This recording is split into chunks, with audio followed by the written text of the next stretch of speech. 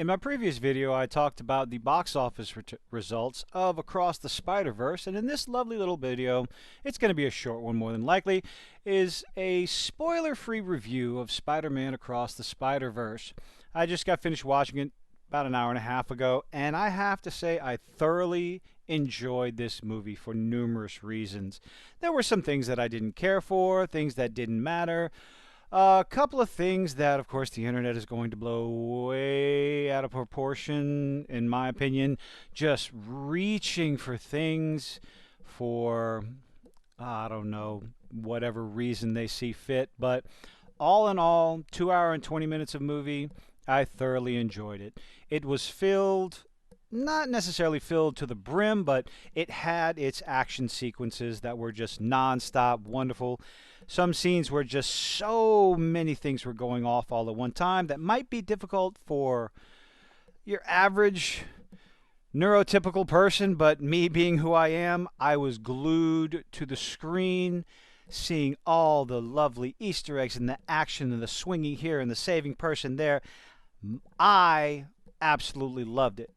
Mixed in were snippets here and there, slow scenes with dialogue, actual story development, character development, and I think it fit well. It wasn't nonstop action. It wasn't boring talking and talking and talking. It was a mixture of both. I think the pacing was relatively well. The writing and story progression, I believe it was done well. If not going to get into it because absolute spoilers. The animation was something to behold for me. The way they mixed in, just like in the first movie, but in this one, because of the number of Spider-Men and Spider-Women on the screen at different times, the style of each one mixed in with Miles's style and the style of the dimension that they were in, mixing those all in together was done phenomenally. It was a beautiful, an absolute work of art. The beginning has a little backstory for Spider-Gwen. No, it's not a spoiler, but it gives you some of her backstory, some of her motivation, and a little bit of understanding because she has a decent role in this movie with Miles. They play well together. And I don't want to get into any spoilers, so I have to be careful with my words. The two things that I did not really care for, mostly because I thought there was just nonsense and unnecessary, it was something you saw in the trailers. That was Jessica Drew, the pregnant Spider-Woman. Why? Why was this in the movie?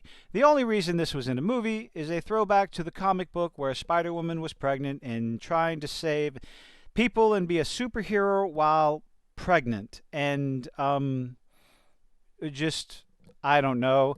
Is it for female empowerment? You can do anything while you're pregnant, but I'm sorry, ladies out there, that have had kids, let me know. Sure, she is a superhero bitten by a radioactive spider, so you can come up with whatever excuse you can. Her spider sense would be able to protect her and everything. And I'm not sure how much danger she was putting herself in, but without getting into spoilers, there was a part in the movie where she was in some danger. It could have gone south. Obviously, it's not going to in a cartoon movie, in a show where essentially the writers are in control of what it happens. But all in all, it just looked stupid to me. She didn't need to be pregnant. It wasn't necessary. And the other thing that I found just like irresponsible on the part of the characters in universe, not necessarily the writers, because the writers have control over everything, like I said. The in-universe decisions of the character of Peter Parker from the first movie, taking his child out in dangerous situations. It's like, oh, well, it made him look like an idiot. No, it was just dumb. It was unnecessary. Sure, the baby girl was absolutely adorable. She was funny. But again, one part of the movie, fine. Another part of the movie where it shows, no, they're all going into danger. It was unnecessary. But I guess maybe for some feel good, some nostalgia, I don't know. Other than that, the music was okay for the most part. There were a lot of scenes where the music was definitely fitting for what was going on. The chaos on a lot of scenes was just, it's a lot to keep up with, but again, I loved it. The runtime of this movie, again, 2 hours and 20 minutes. Word of mouth, I think, is going to make this movie. It's going to give it some legs. The more people talking about it, and they're talking positively about this movie, it's going to get more butts in the seats week after week. Obviously, there's going to be a drop off.